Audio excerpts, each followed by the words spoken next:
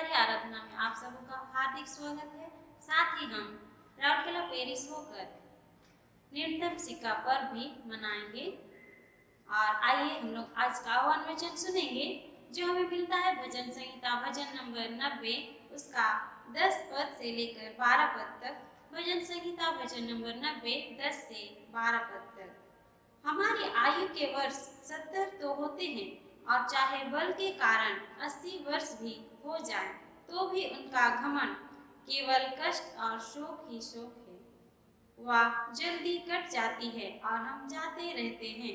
तेरे क्रोध की शक्ति को और भय के योग्य तेरे रोष को कौन समझाता है। हमको अपने दिन गिरने की समझ दे कि हम बुद्धिमान हो जाएं। यहाँ तक आमीन।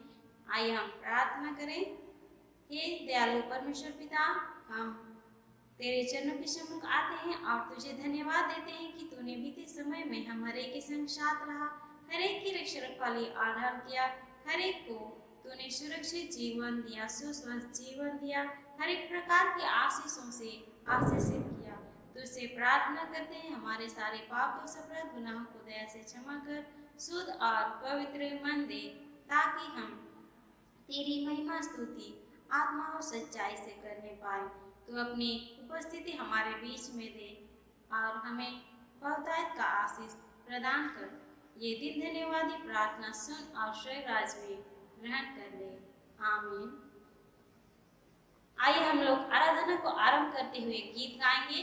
शेख शिवानी से गीत नंबर 196। शेख शिवानी गीत नंबर 196। जाग उठो पुकारा हुआ, जगा के बोलता है पहरुआ, यरूशलेम निश्चित मत हो।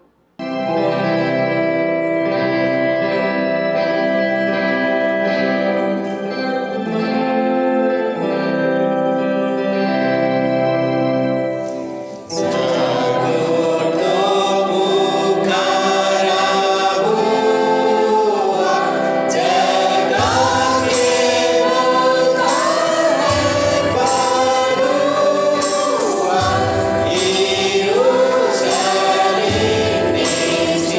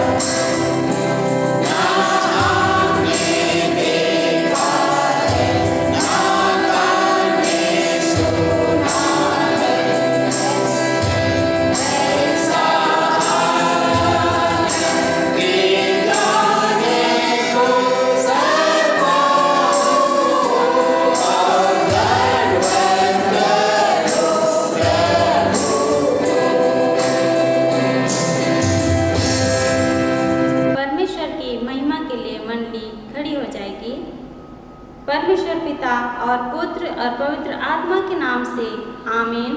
हमारी सहायता ईश्वर के नाम से है, जिसने स्वर्ग और पृथ्वी को सिरजा।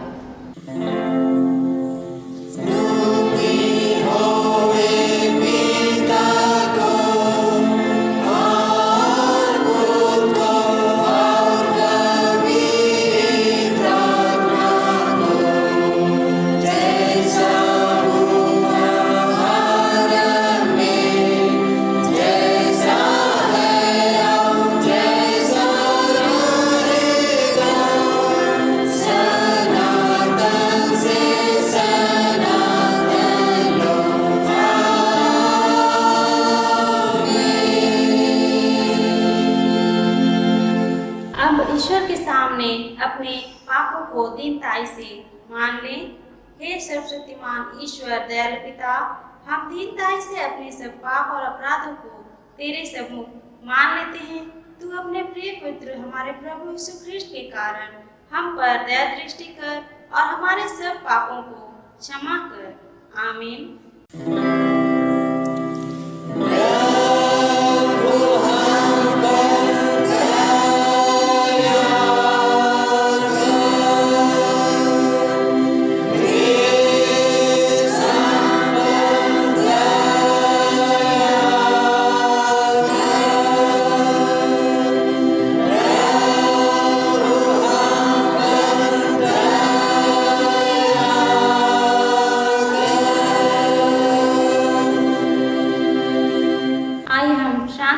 वचन सुने। ईश्वर के पुत्र यीशु का लहू हमें सब पापों से शुद्ध करता है। यदि हम कहें कि हम में कुछ पाप नहीं, तो अपने को धोखा देते हैं और सच्चाई हम में नहीं है। यदि हम अपने पापों को मान लें, तो वह हमारे पापों को क्षमा करने को और हमें सब अधर्म से शुद्ध करने को विश्वास योग्य और धर्मी है। यूहन्ना 1:7-9। आमीन।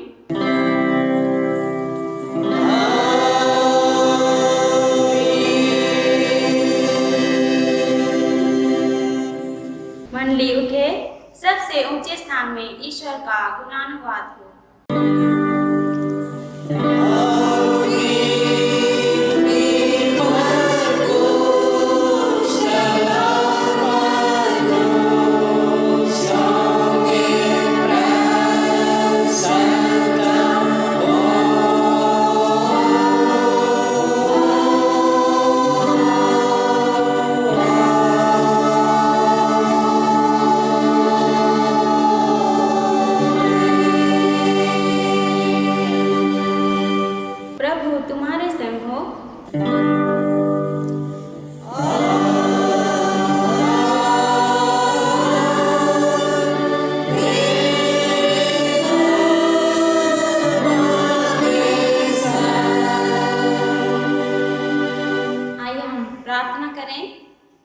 सर्वशक्तिमान परमेश्वर, हम तेरी कृपा के कारण तेरी विनती करते हैं कि तू हम लोगों को भयानक और अचानक मृत्यु से बचा और अपने पवित्र आत्मा के द्वारा मरने के लिए हमको सिद्ध कर।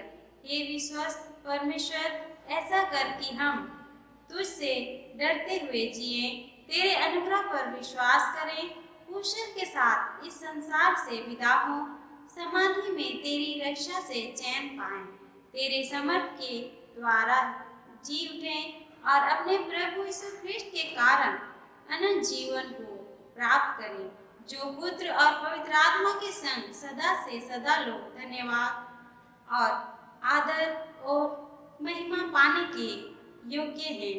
आमीन।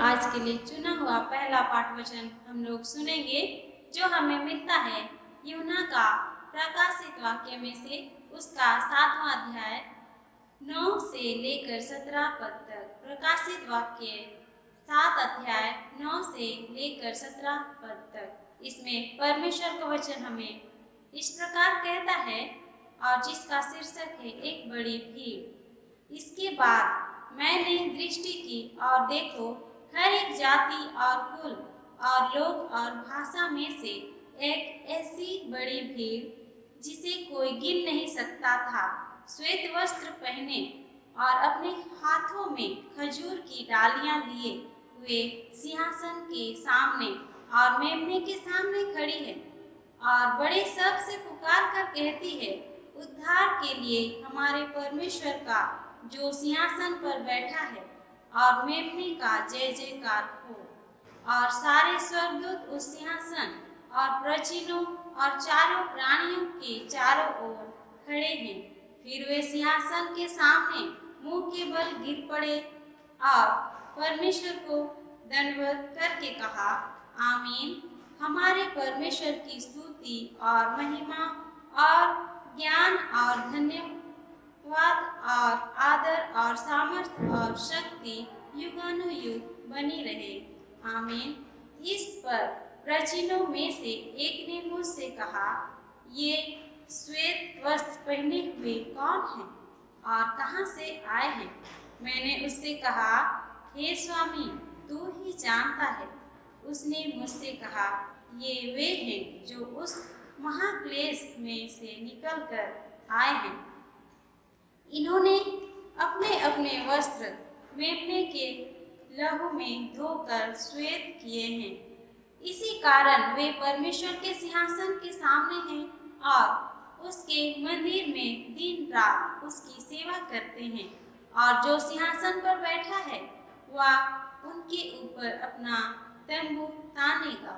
वे फिर भूखे और प्यासे ना होंगे और ना उन पर धूप ना कोई तड़प पड़ेगी, क्योंकि मेमना जो सिंहासन के बीच में है उनकी रखवाली करेगा और उन्हें जीवन रूपी जल के सोतों के पास ले जाया करेगा।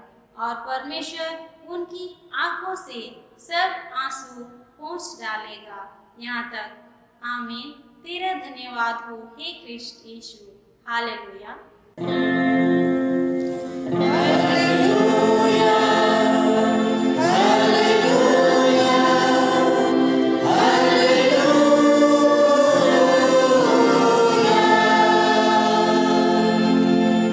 अब हम समस्त क्रिश्चियनी कलीसिया के संग अपना महापवित्र विश्वास मान लेके यूं कहें, मैं विश्वास करती हूँ परमेश्वर पिता पर, जो स्वर्ग और पृथ्वी का सर्वशक्तिमान सृजनहार है, और उसके इकलौते पुत्र अपने प्रभु यीशु ख्रिस्ट पर, जो पवित्र आत्मा से गर्भ में आया, कुंवारी मरियम से उत्पन्न हुआ, पंतुस पिलातुस के आज्ञा से दुख उठाया, क्रूस पर चढ़ाया गया, मर गया, गाड़ा गया, पाताल में उतरा, तीसरे दिन मृतकों में से जी उठा, स्वर्ग पर चढ़ गया और परमेश्वर सर्वशक्तिमान पिता के दाहिने हाथ बैठा है, जहाँ से वह जीवितों और मृतकों का विचार करने को फिर आवेगा। मैं विश्वास करती हूँ पवित्र आत्मा पर, एक ही पवित्र क्रिस्तानी कलीसिया, पवित्रों की संगत पर, पापों की क्षमा, देह के जीतने और अनंत जीवन पर, आमीन।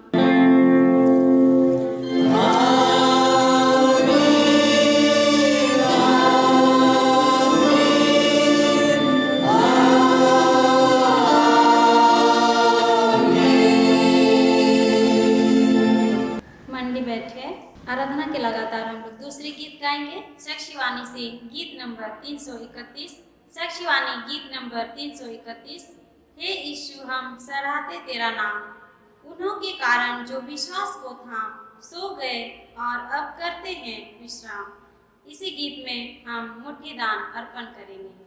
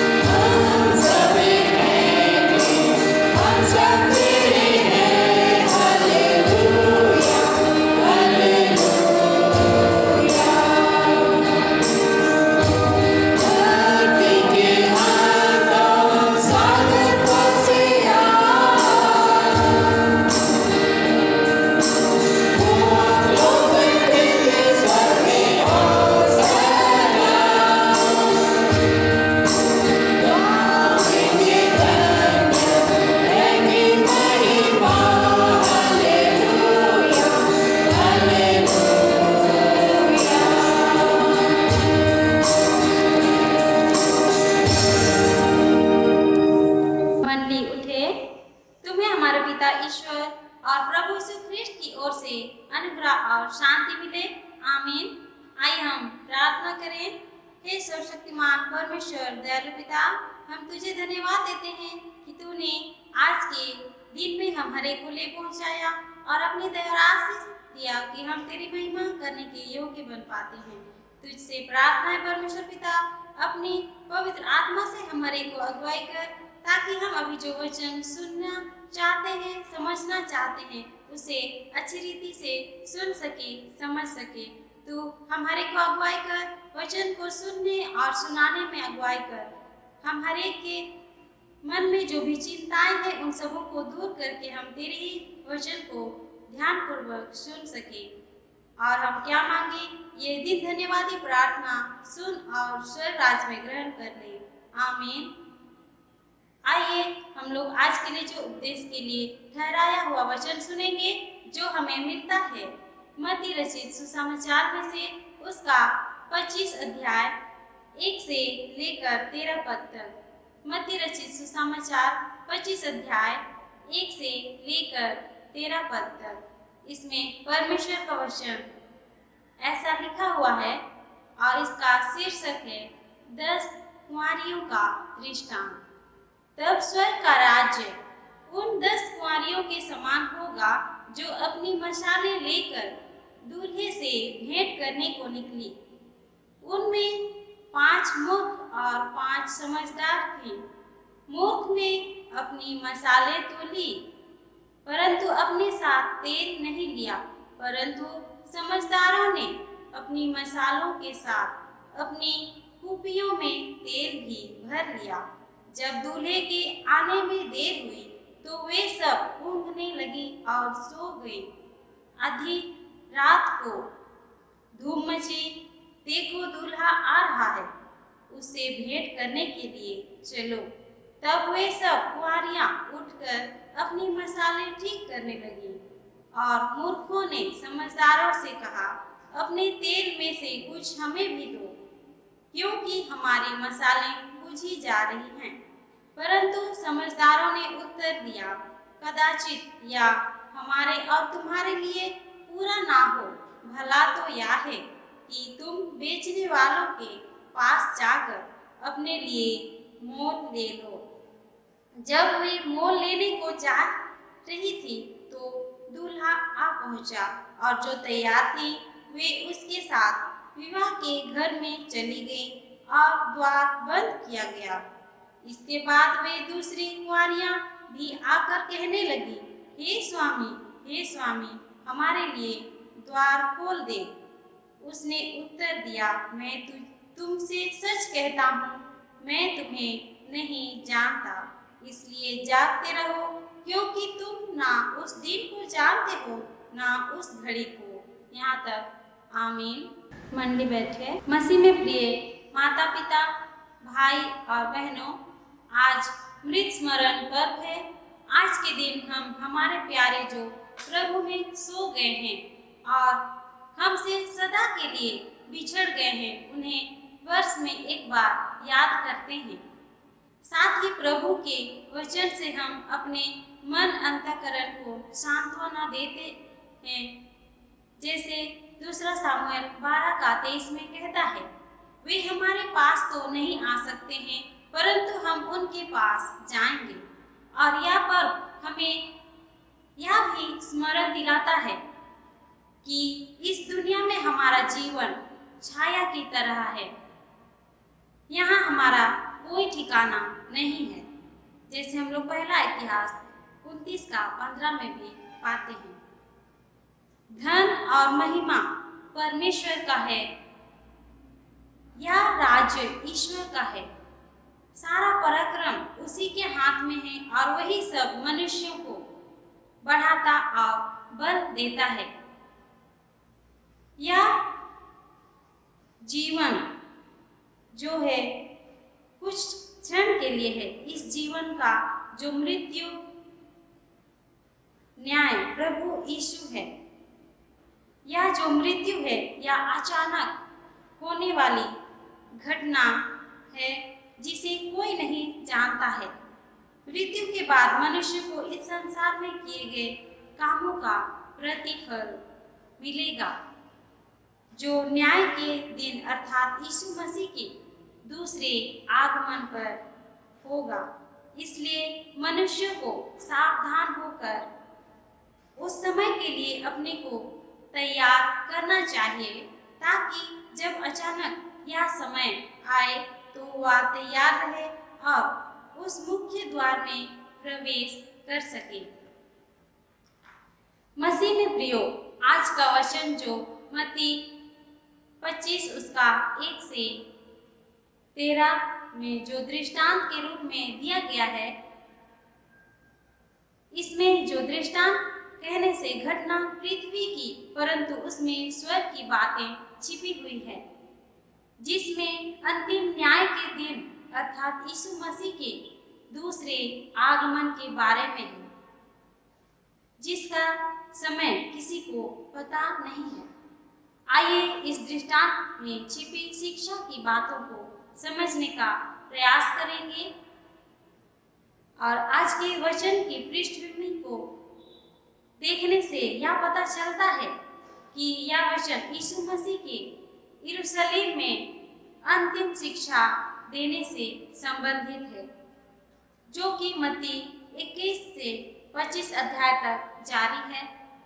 विशेषकर मत्ती 25 अध्याय को देखें तो यह पता चलता है कि क्योंकि यहूदी लोग मसीह के पहले आगमन में अविश्वास के कारण चूक गए थे, इसलिए उन्हें यीशु मसीह की दूसरे आगमन के लिए तैयार रहने की आवश्यकता है, ताकि वे न्याय से बच जाएं और 1000 वर्ष के राज्य अर्थात द मिलेनियल किंगडम में प्रवेश कर सके।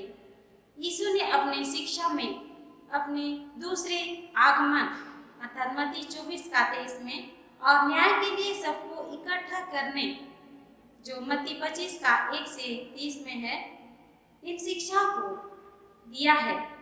और डॉक्टर जे ड्विट का कहना है कि मसीह ने यहाँ 2 दृष्टांतों का उपयोग यह सिखाने के लिए किया है कि जो पुनः इकट्ठा किया राष्ट्र का न्याय होगा, ताकि यह निर्णय हो सके कि कौन बचाया जाएगा और कौन नहीं। इस निर्णय का यह उद्देश्य होगा कि चुने हुए को उस राज्य के लिए अलग करना, जिसे यीशु मसीह अपने दूसरे आगमन के बाद स्थापित करने वाला है। मत्ती 25 अध्याय को 3 भागों में हम विभाजित कर सकते हैं। पहला है 10 कुंवारियों का दृष्टांत, जो मत्ती 25 उसका 1 से 13, और दूसरा तोड़ों का दृष्टांत, जो मत्ती 25 14 से 30 पद तक, और तीसरा भाग अविश्वासियों का न्याय, जो मत्ती 25 उसका 31 से 46 पद तक है। आज का उपदेश वचन हमें पहला भाग अर्थात मत्ती 25 से 25 का 1 से 13 में मिलता है, जो यीशु मसीह के दूसरे आगमन की तैयारी से संबंधित है। दूसरे आगमन की तैयारी, और इस वचन को जो मत्ती 25 1 से 13 को हम 2 भागों में देख सकते हैं। पहला भाग 1 से 5 जो कि स्वागत की तैयारी, दूसरा भाग 6 से 12 पद तक जो दूल्हे का आगमन। तो आइए हम लोग इसका पहला भाग जो पद 1 से 5 उसमें स्वागत की तैयारी उसे देखेंगे। इसका जो आज का वचन है उसमें जो पहला पद है उसमें हम लोग देखते हैं कि स्वर्ग के राज्य को 10 कुंवारियों के समान माना गया है, जो अपनी मसाले लेकर दूल्हे से भेंट करने को निकलती हैं, अर्थात वे विवाह के लिए पूर्ण रूप से तैयार होकर अपने दूल्हे को स्वागत करने के लिए चाहते हैं। और दूसरा पद में हम देखते हैं उनमें से 5 समझदार अर्थात बुद्धिमान और 5 मूर्ख थे। बुद्धिमान और मूर्ख कुंवारियों से हम ये जो मत्ती 7 उसका 24 और 27 पद की बातों को याद करते हैं, जिसमें घर बनाने वाले दो मनुष्य जो बुद्धिमान और मूर्ख उनका वर्णन है, जहाँ लिखा है कि बुद्धिमान मनुष्य ने अपना घर चट्टान में बनाया और उसके घर को में बाढ़ और आंधियां कुछ भी गिरा ना सकी, परंतु जो मूर्ख था वह अपना घर बालू में बनाता है और उसका घर वर्षा, बाढ़ और आंधियां जो आती है उससे गिरकर नाश हो गया। और पद 3 और 4 में हम पाते हैं, बुद्धिमान और मूर्ख कुंवारियों में क्या अंतर है। बुद्धिमानों ने मसालों के साथ अपनी कुपियों में तेल भी भर लिया, परंतु मूर्खों ने कुपियों में तेल नहीं लिया। अर्थात बुद्धिमानों ने पूर्ण रूप से तैयारियां की थी, क्योंकि दूल्हे के आने का संकेत तो मिला था पर समय का पता नहीं था, इसलिए वे तैयार थे कि दूल्हे के आने में अगर देर हो जाती है तो भी उनके पास तेल कम नहीं पड़ेगा। परंतु मूर्खों ने ऐसा नहीं किया, अर्थात वे पूर्ण रूप से तैयार नहीं थे। अतः इस दृष्टांत का जो मुख्य बिंदु है वह तैयारी है। हम पद 5 में पाते हैं, दूल्हे के आने में देर हो जाती है। सभी कुंवारियां दूल्हे के स्वागत के लिए तैयार थी, परंतु देर होने के कारण वे सो गए, क्योंकि वह समय रात्रि का था। परंतु बुद्धिमान कुंवारियां हर तरह से हर परिस्थिति के लिए तैयार थी।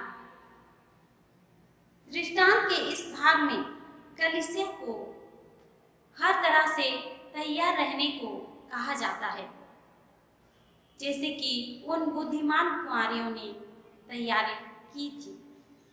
और दूसरा भाग जो पद 6 से 12 में है, दूल्हे का आगमन। तो हम पहले भाग में देखते हैं कि स्वागत की तैयारियां की जाती है और दूसरे भाग में दूल्हा आ जाता है, उसका आगमन होता है। तो हम लोग देखते हैं पद 6 में आधी रात जो कि गहरी नींद में सोने का समय है, और उसी घड़ी धूम मची और दूल्हे का आगमन हुआ। सभी को दूल्हे के स्वागत के लिए जाना था, पर सब सोए हुए थे और मसालों के तेल भी खत्म होने पर थी। और पद 7 और 8 में हम पाते हैं, सभी कुंवारियां उठकर अपनी अपनी मसालों को ठीक करने लगी। तब निर्बुद्धि कुंवारियों ने बुद्धिमानों से उनके तेल में से कुछ मांगा, क्योंकि उनकी मसालों के लिए तेल कम पड़ रही थी। और पद 9 में हम पाते हैं कि बुद्धिमानों ने उनसे कहा, हो सकता है कि ये तेल दोनों के लिए काफी ना हो, इसलिए अच्छा होगा कि तुम बेचने वालों के पास जाके उनसे मोल ले लो। और पद 10 में हम देखते हैं, जब वे मोल लेने को जा रही थी तो दूल्हा आ पहुंचा, और जो तैयार थी अर्थात बुद्धिमान कुंवारियां, वे उनके साथ विवाह घर में प्रवेश किए और द्वार जो बंद हो गया। जब वे तेल खरीदने के लिए जाती हैं, उस समय दूल्हा आ जाता है और द्वार उनके लिए बंद हो जाता है। और पद 11 और 12 में हम पाते हैं कि जब बाकी जो निर्बुद्धि कुंवारियां आई और यह कहकर दरवाजा खोलने के लिए आर्जी करने लगी कि हे स्वामी, हमारे लिए दरवाजा खोल दे, तो उनको यह उत्तर में मिला कि मैं तुम्हें नहीं जानता। और पद 13 में कहता है कि जागते रहो, क्योंकि तुम उस दिन और उस घड़ी को नहीं जानते। जानते हैं कि मनुष्य के पुत्र का दोबारा आगमन होगा, परंतु उस घड़ी और उस दिन को हम नहीं जानते। उस घड़ी का, उस दिन का पता किसी को नहीं है। केवल पिता ही जानता है कि वह समय कौन सा है। यहाँ तक कि पुत्र को भी पता नहीं। इसलिए जागते रहना है और तैयार रहना है। इस दृष्टांत में जो हम रूपक के रूप में देखते हैं, उसे हम समझने का प्रयास करेंगे। जैसे कि कुंवारियां, जो कलीसिया का संकेत है, जो यीशु मसीह के दूसरे आगमन का इंतजार कर रहा है, और दूल्हा जो कि यीशु मसीह का संकेत है, और विवाह भोज जो यीशु मसीह के आने पर कलीसिया की आनंद का अवसर, मेमने के विवाह का भोज जो प्रकाशित वाक्य 19 का 9 पद में मिलता है, और दूल्हे के आने में देरी अर्थात यीशु मसीह के आने में देरी। दूल्हे का आधी रात को पहुंचना, और इसका अर्थ है दूसरा आगमन, और दरवाजा बंद होना अर्थात अंतिम न्याय। इस दृष्टांत में हम देखते हैं कि दूल्हे के स्वागत के लिए तेल की आवश्यकता है, और उस बात को यहाँ दर्शाया गया है। अर्थात जब यीशु मसीह आएगा तो तेल के रूप में हमारे पास क्या होना चाहिए। और लूथर के अनुसार वह तेल विश्वास है, और अन्य कुछ के अनुसार अच्छे काम और ईश्वर से व्यक्तिगत संबंध। लूथर जो कहते हैं कि जो तेल रूपी विश्वास हमारे जीवन में होना चाहिए, और अन्य कुछ विद्वान कहते हैं अच्छे काम और ईश्वर से हमारा संबंध व्यक्तिगत होना चाहिए। और हमने इस दृष्टांत में यह भी देखा कि तैयारी के लिए पर्याप्त समय था, परंतु वे स्वयं को तैयार नहीं कर पाए। उसी प्रकार यीशु मसीह ने भी हमारे लिए इस जगत में अपने कार्य को पूरा किया, हमें साक्षी के रूप में धर्मशास्त्र और अनगिनत विश्वासी चेलों को दिया, और साथ ही में पवित्र आत्मा के रूप में हमें एक सहायक भी दिया जो हमारी अगुवाई करता है। हमारे पास भी तैयारी के लिए संपूर्ण जीवन है, अर्थात जब तक हम इस जगत में जीते हैं तब तक हमारे पास समय है। इसलिए हमें सतर्क होकर तैयार रहना है, क्योंकि ये जीवन कब तक है किसी को पता नहीं है।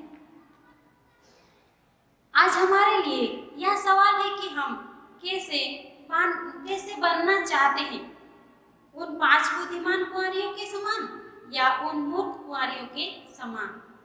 क्या हम पूर्ण रूप से तैयार हैं उस दिन और उस घड़ी के लिए? क्या हमारे जीवन में विश्वास रूपी तेल है? हम देखते हैं कि उन बुद्धिमान कुंवारियों के समान ही महिलाएं वर्तमान में बुद्धिमानी के साथ चर्च, कलीसिया, देश के लिए अपना योगदान देती हैं। न्यूनतम सिक्का की सहभागिता के द्वारा, यह न्यूनतम सिक्का की सहभागिता अर्थात फेलोशिप ऑफ लीस्ट कॉइन, इसकी शुरुआत भारत की श्रीमती शांति सोलोमन ने ईश्वरीय दर्शन के तहत किया था, और सितंबर 1956 में द्वितीय विश्व युद्ध के बाद श्रीमती शांति सोलोमन को प्रशांतीय मिशन टीम के तहत एशिया के विभिन्न देशों का भ्रमण करना था। इस भ्रमण का कार्यक्रम डॉक्टर मार्गरेट सलोम द्वारा प्रेस्बिटेरियन महिलाओं की ओर से बनाया गया, परंतु दुर्भाग्यवश शांति सोलोमन का वीजा की समस्या होने के कारण उन्हें कोरिया में रोक दिया गया और वह फिलीपीन चली गई। वहां रहकर वह दूसरे विश्व युद्ध से प्रभावित महिलाओं जो आर्थिक रूप से कष्ट झेल रही थी उनके बारे में सोचने लगी और अपने टीम से लौटने के बाद उसे ऐसा लगा कि प्रार्थना सभी राष्ट्रीय रुकावटों को रोक सकता है। इस प्रकार अमेरिका के प्रेस्बिटेरियन कलीसिया ने एक प्रोजेक्ट बनाया जिसमें सभी महिलाएं भाग ले सकती हैं। इसमें जब भी एक महिला प्रार्थना करे तब वह अपने साथ एक छोटा सिक्का परमेश्वर को धन्यवाद स्वरूप चढ़ाए। सभी ने इसे दुखित मनुष्यों के बीच तथा सभी देश की महिलाओं के बीच एकता के रूप में स्वीकार किया। अतः यह प्रार्थना सहभागिता प्रत्येक वर्ष 15 नवंबर को मनाने का आह्वान किया गया। आज हम भी राउल किला पेरिस होकर न्यूनतम सिक्का पर्व को मना रहे हैं। न्यूनतम सिक्का की सहभागिता शांति और मेल मिलाप की प्रार्थना का एक सार्वभौमिक विश्व स्तरीय सहभागिता है। इस आंदोलन के द्वारा पूरे विश्व की मसीही महिलाएं एक दूसरे के साथ सहभागिता करती हैं और यह स्मरण दिलाती हैं कि हमें एक दूसरे को क्षमा करते हुए मेल मिलाप का जीवन व्यतीत करना चाहिए। न्यूनतम शब्द का अर्थ धन अर्जन करना नहीं है, लेकिन मेल मिलाप की प्रार्थना की सहभागिता है। जो भी इस आंदोलन में सहभागी होना चाहती हैं, उसे प्रार्थना में जीवन व्यतीत करने के साथ उन सबों को भी प्रार्थना के लिए जागृत करना है जो विभिन्न प्रकार से पारिवारिक, राष्ट्रीय और अंतर्राष्ट्रीय प्रताड़ना जैसे ईर्ष्या, घृणा, हिंसा और अन्याय से दबी हैं। इस न्यूनतम सिक्का का इस्तेमाल निम्न रूप से किया जाता है। पहला है महिलाओं के लिए जागृत होने के अवसर, महिलाओं के लैंगिक विभेद संबंधी शिक्षा के लिए, और दूसरा में शिक्षा, स्वस्थ सामाजिक उत्तरदायित्व और नेतृत्व संबंधी कार्यों के लिए। तीसरा, महिलाओं और परिवारों, समुदाय, देश तथा विश्व में न्याय, शांति और मेल मिलाप संबंधित कार्यक्रम के लिए। और चौथा है महिलाओं के मिलने जुलने संबंधी क्षेत्रीय, राष्ट्रीय तथा विश्व स्तरीय कार्यक्रम के लिए, जो फेलोशिप लिस्ट पॉइंट की आराधना का दान इकट्ठा करके NCCI के द्वारा WCC को भेजा जाता है। आज के उपदेश वचन से हम 3 शिक्षाओं को सीख सकते हैं। पहला है जो मत्ती 26:41 में लिखा है, जागते रहो और प्रार्थना करते रहो कि तुम परीक्षा में ना पड़ो। आत्मा तो तैयार है परंतु शरीर दुर्बल है। इस वचन के अनुसार हमें प्रार्थना में जीवन व्यतीत करना चाहिए ताकि हम हर प्रकार के परीक्षाओं से बच सके। हमें हमेशा सतर्क रहना चाहिए। और पहला थिस्सलुनी 5:6 में भी लिखा है, दूसरों के समान सोते ना रहें पर जागते रहे और सावधान रहे। दूसरा जो शिक्षा है वह हमें इस वचन के द्वारा हम ले सकते हैं। पहला तिमोथी 6:12 से, विश्वास की अच्छी कुश्ती लड़ और उस अनंत जीवन को धर ले जिसके लिए तू बुलाया गया है। अर्थात हमें विश्वास रूपी तेल जीवन में लाना है, विश्वास में दृढ़ होना है, संपूर्ण मन से ईश्वर पर भरोसा करना है। तब हम उस अनंत जीवन को प्राप्त कर सकते हैं जिसके लिए हम बुलाए गए हैं। और तीसरी शिक्षा मत्ती 7:21 में लिखा है, जो मुझसे हे प्रभु कहता है उनमें से हर कोई स्वर्ग के राज में प्रवेश ना करेगा, परंतु वही जो मेरे स्वर्गीय पिता की इच्छा पर चलता है, अर्थात जो हे प्रभु कहता है, उनमें से सभी कोई उस राज्य के योग्य नहीं है, परंतु उस राज्य में प्रवेश करने के लिए आत्मिक रूप से तैयार होना आवश्यक है। अर्थात हमें उस राज्य में प्रवेश करने के लिए विश्वास, प्रार्थना और सतर्क रहना आवश्यक है। परमेश्वर हमें इस वचन के द्वारा अधिकाई से आशीष दे। आमीन। आइए हम प्रार्थना करें। हे सर्वशक्तिमान परमेश्वर दयालु पिता, हम तुझे धन्यवाद देते हैं कि तूने अपने वचन से हमें तृप्त किया है। तू अपनी दया और आशीष हमें बनाए रख, ताकि हम तेरे वचन के अनुसार चलने वाले होने पाए, उस घड़ी के लिए तैयार हो सके जो अचानक आने वाली है। तुझसे प्रार्थना है हम हर एक को अगुवाई कर कि हम प्रार्थना में जीवन व्यतीत कर सके, तेरे विश्वास में दृढ़ हो सके और हमेशा सतर्क रहे, तैयार रह सके।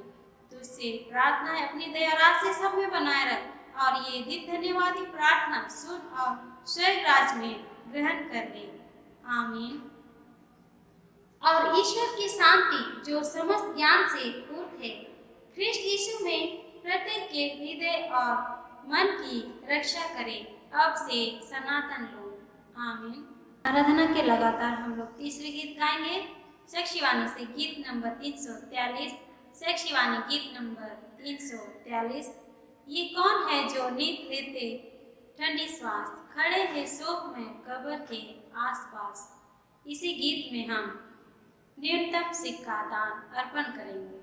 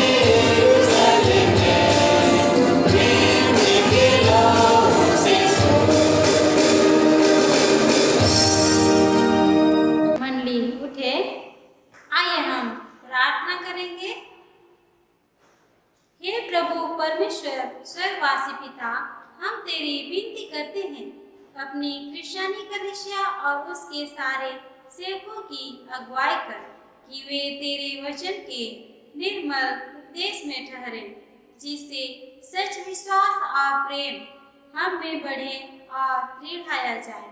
हे प्रभु, भारत रिपब्लिक के हमारे प्रेसिडेंट, इस प्रांत के गवर्नर, राजकीय सभाओं और मंत्रिमंडलों, सब न्यायियों और हकीमों और सब राज्य कर्मचारियों को आशीष दे और उनकी अगुवाई कर कि वे न्याय और धर्म से देश की सेवा करें और हम कुशल चैन से सारी भक्ति और गंभीरता से काल बिताएं।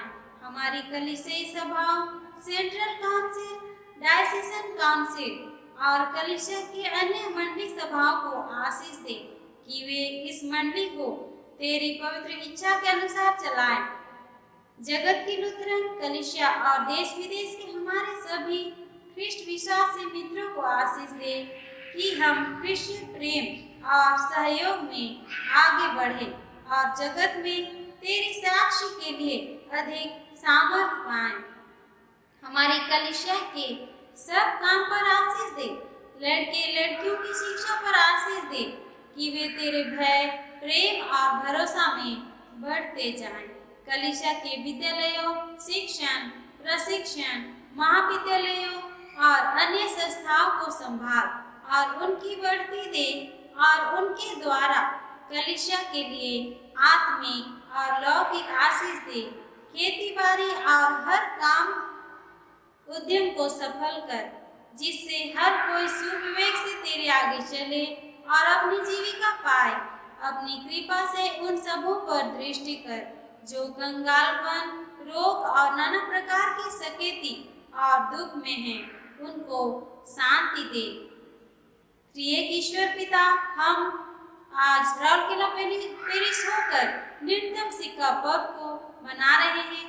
तू अपनी दया और आशीष दे कि इस पर्व को मनाने का उद्देश्य पूरा हो सके। हम सभी प्रार्थना में जीवन व्यतीत करें और दूसरों को भी जागृत करें और पूरे विश्व में शांति, मेल मिलाप बनी रहे और न्यूनतम सिक्का की सहभागिता के हर प्रोजेक्ट को सफल कर, ताकि जरूरतमंदों की सेवा हो सके। तुझसे प्रार्थना है पिता, आज कलीसिया होकर मृत स्मरण पर मना रहे हैं। आशीष कर कि हम अपनी छाया रूपी जीवन में रहकर तेरे दूसरे आगमन के लिए तैयारियां कर सके, स्वयं को उस राज्य के योग्य बना सके और उस द्वार पर प्रवेश कर सके। तुझसे प्रार्थना करते हैं परमेश्वर पिता, इस समय जो महामारी से जूझ रही है पूरे राज्य, देश, विश्व, कलीसिया, तो अपनी दया और आशीष दे कि हम सभी इस महामारी से बच सके और तेरे ही द्वारा सुरक्षित जीवन को पा सके और तेरी ही महिमा करने सके। तो इससे प्रार्थना है महामारी से जो भी पीड़ित हैं उन सभी पर अपनी दया और आशीष बनाए रख, उन्हें तू सुस्वस्थ जीवन दे ताकि वे भी तेरी महिमा करने पाए। तुझसे प्रार्थना है परमेश्वर पिता, हमने जो दान अर्पण किए हैं उस दान पर तू अधिकाई से आशीष दे, उस दान के द्वारा तेरी ही महिमा होने पाए। जिन हाथों ने उन दानों को दिए हैं उन हाथों को भरपूरी से आशीष दे और जिस भंडार से वे दान आए हैं उस भंडार को भी हमेशा भरा पूरा रख। हमारी कलीसिया के सब भाई बहनों की रक्षा कर जो दूसरे देशों में चले गए हैं, कि वे सब जोखिम और परीक्षा में विश्वासी ठहरे। हम उनके लिए भी तेरी विनती करते हैं जो मंडली से निकाले गए व उलट हुए हैं। उन पर दया कर कि वे सच्चे पश्चाताप से तेरी ओर फिरें। सब मनुष्य का रानी ठहर और उन पर जो अंधियारे में बैठे हैं मुक्ति का उजाला प्रकाश कर। हमको आप पश्चाताप में मृत्यु से बचा और अंत में अपने प्रिय पुत्र हमारे प्रभु यीशु ख्रिस्ट के द्वारा स्वर्ग राज्य में ग्रहण कर। आमीन। हे हमारे पिता, तू जो स्वर्ग में है, तेरा नाम पवित्र किया जाए, तेरा राज आए, तेरी इच्छा जैसे स्वर्ग में वैसे ही पृथ्वी पर भी हो। हमारे प्रतिदिन की रोटी आज हमको दे और हमारे अपराधों को क्षमा कर जैसे हम भी अपने अपराधियों को क्षमा करते हैं, और हमको परीक्षा में मत डाल परंतु बुराई से छुड़ा, क्योंकि राज और पराक्रम और महिमा सदा तेरे ही हैं। आमीन।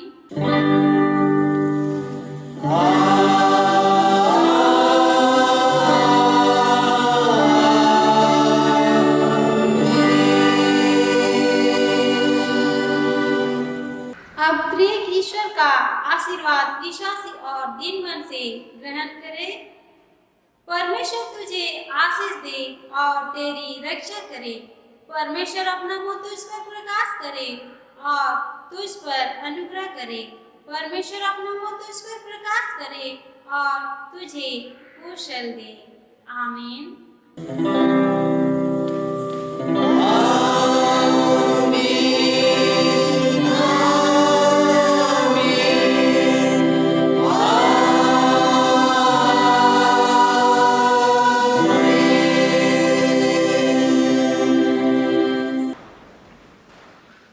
शहर आप सबों के लिए एक विशेष सूचना।